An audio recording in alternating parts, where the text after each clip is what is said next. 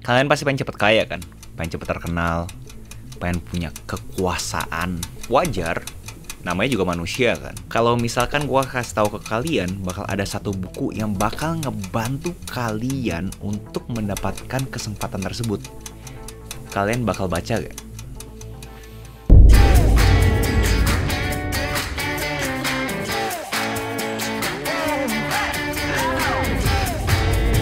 Hai warga kreatif, buat kalian yang belum kenal, salam kenal dulu. Nama gue Agustus Halim, dimana 2 hari sekali gue selalu upload video di YouTube.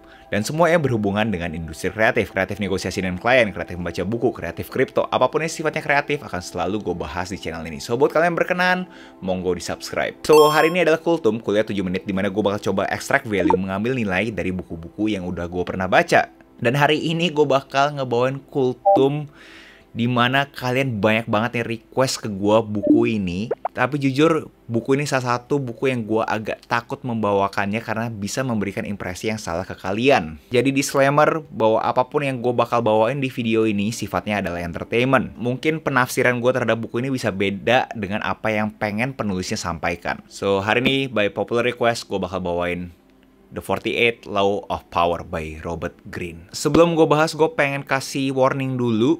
Buat kalian yang beneran pengen konsumsi video ini untuk mencari kekuasaan, gua rasa buku ini bisa mendatangkan dampak buruk buat kalian, terutama buat kalian yang lihat dunia ini sebagai zero sum game, terlebih bahkan mungkin sampai single player game. Bro, dunia kan emang single player game, bro. Pemikiran gue cuma satu doang kan. Lu kan gak tahu pemikiran gue ya cuma satu kan, single player game.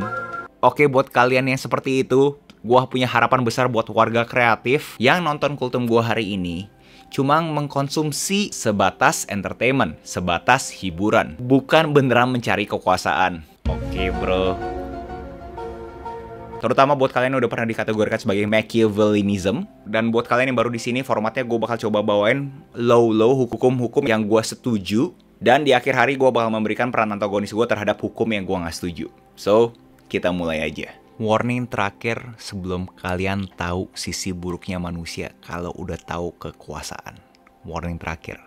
Kalau kalian nggak mau tahu terhadap kekuasaan itu seberapa buruknya kekuasaan, please jangan tonton video ini.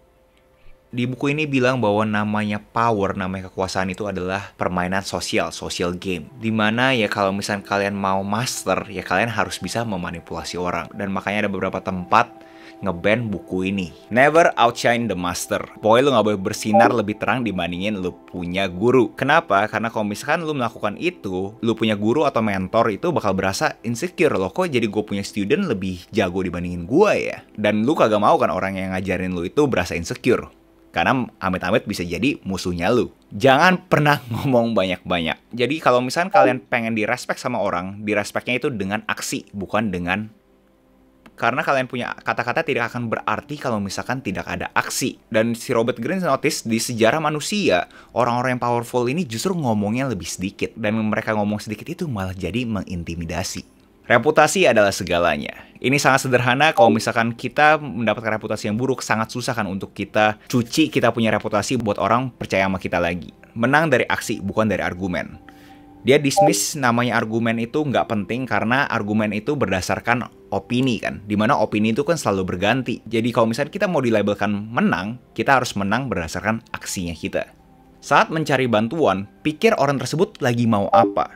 Jadi kalian nggak bisa minta bantuan dengan kenaifan kalian, wah nih orang pasti bantuin gue lah, tenang aja karena gue pernah bantuin dia dulu. Kagak sesimpel itu. If anything, kalau kalian berpikir seperti itu, orang itu pasti kabur. Kalian harus pikirin pada saat itu pas kalian mau minta bantuan orang tersebut, konteksnya apa ya? Apa yang orang itu lagi butuh? Law ke-19, know who you dealing with. Jadi lu harus tahu lu tuh lagi ngomong sama siapa. Jangan sampai lu memberikan impresi yang salah ke orang yang lu ngomong. Malah amit-amit tuh orang jadi musuh dan malah membahayakan diri lu. Law ke-21, kagak ada orang yang pengen terlihat bodoh. Selalu tekan kalian punya kepintaran di sekitar orang lain. Buatlah mereka nyaman dengan kalian, bahwa intelligence levelnya sama nih. Law ke-25, recreate yourself. Jangan berpegang teguh terhadap pencitraan kalian yang diciptakan masyarakat. Secara intrinsik, cari pencitraan yang kalian mau tuh seperti apa sih? Dan create ke sana. Law ke-28, kalau misalkan mau beraksi, beraksi dengan bold. Maksud dari bold ini adalah tegas. Jadi kalau misalnya kalian mau beraksi, jangan setengah-setengah. Kalau misalnya mau beraksi, ya beraksi. Enggak ya enggak. Law ke-29, harus punya planning. Kenapa pentingnya planning? Karena kalian jadi tahu kalau misalkan kalian ada situasi A, B, C, D, F, G, kalian tahu gimana caranya kalian harus react, respon ke situasi tersebut. Dan bagusnya juga planning, kalian udah ada end goal-nya. Jadi kalian tahu kapan kalian harus stop. Lalu ketiga, 5, jangan pernah buru-buru. Karena sesuatu yang urgent, terlihat kayak kita nggak punya kontrol terhadap situasi tersebut kan. Kayak serba, wah gue harus bikin keputusan sekarang juga tuh. Kalian nggak boleh terburu-buru. Untuk memastikan keputusan yang kalian ambil itu optimal. Lalu ke-48, jadi kayak air atau formlessness. Dimana simpelnya adalah semua pasti berubah kan. Kalau semua situasi kita pasti ada yang berubah, kita juga harus bisa adaptasi. Jadi kita nggak butuh ada bentuk. Ngomong simpelnya, jadilah oportunis. Sebelum gue mulai peran antagonis gue mau share dikit bahwa Robert Greene ini nge-publish buku ini di tahun 98. Dan semua hukum-hukum ini dikasih studi kasus orang-orang yang udah pernah berkuasa selama sejarah manusia. Tapi again, itu semua terjadi di zaman dulu kan. Dimana menurut gue itu kan zaman dulu kan. Dimana sekarang yang sifatnya udah internet, semuanya udah zamannya kolaborasi. Mungkin banyak hal di sini yang nggak bisa applicable. So, ini peran antagonis gue. Coba cari cara gunakan musuhnya lu.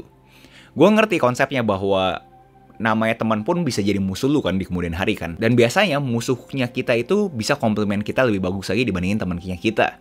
Gue ngerti sih secara konsepnya, tapi gue berasa salah ya. Bahkan ada wording di buku ini ngomong bahwa kalau misalnya lu gak punya musuh, carilah musuh lu. Menurut gue nggak harus kayak gitu juga ya. Itu menurut gue sangat ekstrim ya. Kok jadi seakan-akan kita untuk bisa sukses butuh musuh gitu. Dan balik lagi ke komentar gue, ini udah zaman 2021. Lalu ke-7, delegasiin kerjaan lu, dan kalau udah selesai, ambil semua kreditnya. Gue sangat bertentangan sih. Dia punya argumen adalah dengan kita take credit, jadi orang tuh taunya kita. Jadi orang tuh look up ke kita. Toh juga orang-orang kecil di belakang kita juga nggak ada yang peduli. Argumennya mungkin make sense kalau ini zaman 1200, 1100. Tapi kalau sekarang kayaknya udah nggak kayak gitu kan. Kita harus bisa encourage each other buat kita tuh bisa lebih maju lagi. Lalu ke-10, jauhi yang kagak hoki dan kagak bahagia. Dia ngomong bahwa jangan kita asosiasikan diri kita ke orang-orang yang kagak happy atau kagak hoki. Ya gue ngerti sih, maksudnya dia punya kagak hoki atau dia punya ketidakbahagiaan bisa nyiprat ke kita juga. Gue ngerti sih konsepnya sih. Tapi kalau misalkan itu adalah keluarganya kita, itu adalah kita punya orang terdekat, masa kita tinggalin gitu aja sih? Kan kagak juga kan. Kita juga harus bisa coba bantu kan. Lo ke-14, pura-pura jadi temennya orang, padahal cuma pengen mata-matain orang tersebut. Menurut gue tuh gila banget. Balik lagi kenapa gue berasa ini buku bisa memberikan impresi yang buruk ke orang yang salah.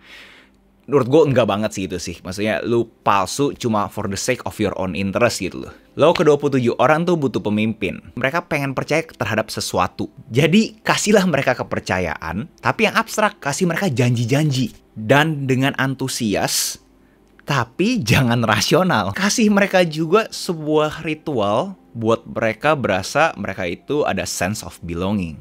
Ini juga berkorelasi ke Law 32. Namanya orang tuh suka berfantasi. Dimana kalau kita ngomong kebenaran, the truth is ugly. Kebenaran itu kan jelek. Tapi kalau misalnya lu mau ngebahas kebenaran, kalau lu mau ngebahas realita, lu malah bakal dikatain kan. Jadi dibanding ngomongin realita, ya ngomongin fantasi aja.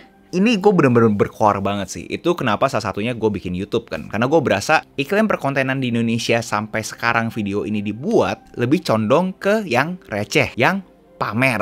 Dimana menurut gue, kalau misalkan kita percaya terus sama iklim tersebut, ya yuk kita lawan arus dong gitu. Jangan kita juga malah memenuhi iklim tersebut gitu. Udah tahu iklimnya nggak baik kan. So itu gue sangat bertentangan sih sama dua law ini sih, bahwa kasih fantasi aja, kasih yang enak-enak aja, ngomong sesuatu yang abstrak, jangan pernah tangible. Menurut gue gila sih, itu benar-benar pure manipulation menurut gue.